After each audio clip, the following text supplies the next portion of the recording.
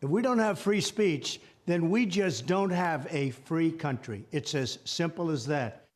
Well, free speech, we've been warning you about this fight for years now. It is a central theme to President-elect Donald Trump's incoming administration.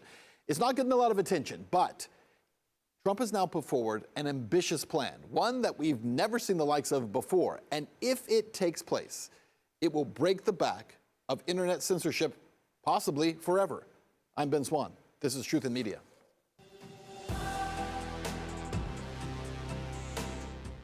We either get this government back on our side or we defund and get rid of, abolish the FBI, CDC, ATF, DOJ, every last one of them. All right, let's start with that guy, Matt Gaetz. He has been tapped for Attorney General, and that is rattling folks. Why? Because, well, as you heard there, he is a disruptor, not part of the permanent bureaucracy. Now, rather than spend today talking about all the potential cabinet appointments, there are so many that come out every day, we're going to take a look today at policy that will create real, lasting, and powerful change across our nation. This is President-elect Donald Trump's newly announced free speech policy initiative. This plan includes several immediate actions, starting with an executive order to ban federal agencies from colluding with outside groups like fact-checkers, universities, and nonprofits to label speech as misinformation. They've been doing this for years. Under this plan, it would become illegal for any federal employee to interact with social media companies in this way, and any university or nonprofit organization that labels content misinformation or disinformation would lose federal funding. This is a very big deal, and it does not end there. Trump is also calling for major changes to Section 230, the Communications Decency Act. This is a law that essentially allows private companies like social media giants to be able to act with impunity and not be sued because of content that shows up on their platforms. It is the sole reason that companies like YouTube or Facebook or X are as large as they are. They receive immunity protections under Section 230.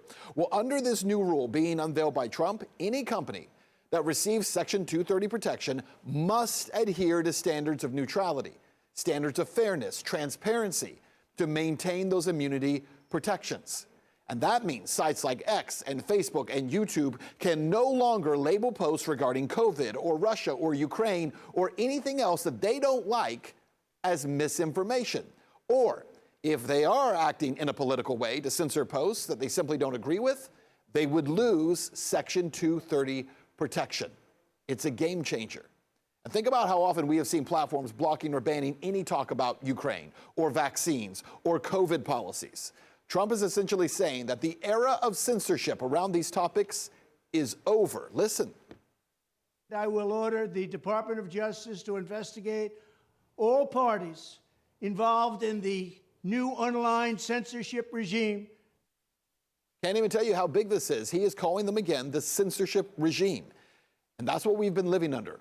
So what does it mean? Well, according to Trump, the DOJ will be ordered to send preservation letters to the Biden administration, as well as all big social media companies and the Biden campaign and Silicon Valley tech firms, ordering them to keep evidence of any censorship activities from the past. And we know there have been so many over the last 8 years.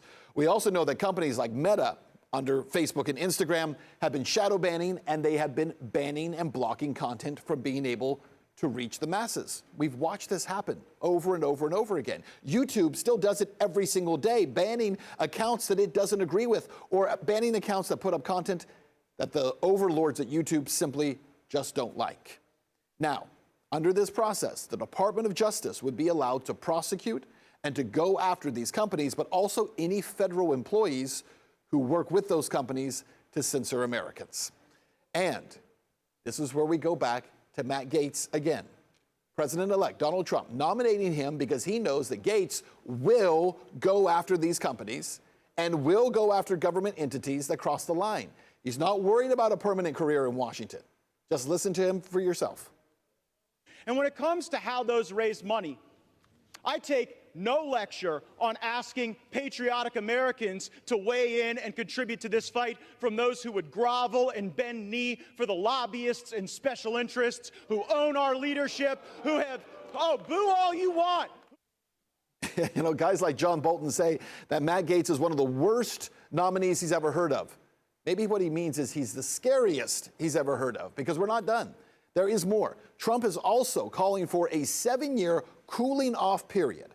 That means any former FBI, CIA, NSA, or intelligence agency employee would not be legally able to work for a company holding vast amounts of American user data for 7 years. So why does this matter? Well, for over 5 years, I've been telling you every major social media platform is filled with former NSA, CIA, and FBI agents. It's a fact. And when you have former intelligence officials moving into positions at social companies, they are able to censor and skew information to the liking of the deep state. It is what has been happening for years. So where does all of this lead us to? Well, in the coming months, I'll tell you what you can expect. You can expect a flood of new content starting to hit your social feeds. Maybe people like myself who you haven't even seen in years, and you say, what happened to that guy? Well, what happened to that guy is shadow banning. The inability to be able to reach people who have been asking to see your content. Because also as part of this plan, Trump says that there should be a user's bill of rights that allows any user to opt out of algorithms deciding what content you see and what content you don't. That you as the user should have the right to say, this is the content I want, and social media companies should get out of the way. Again, this is much bigger than anybody is giving it credit for. So here's the thing. Under these new rules, tech companies might be forced to drop their biases altogether. Imagine that. Trump's wager is that if big tech cannot tip the scales anymore, we'll finally see a more balanced, diverse conversation online, returning social media to become the public square where all thoughts and ideas and conversations can happen without bias and without government control. It isn't just a good thing. It is absolutely necessary to hold on to our republic. That is our show. You can catch all of our latest coverage. Check us out on X at @truth_in_media, and you can watch all of our full episodes right now at truthinmedia.com.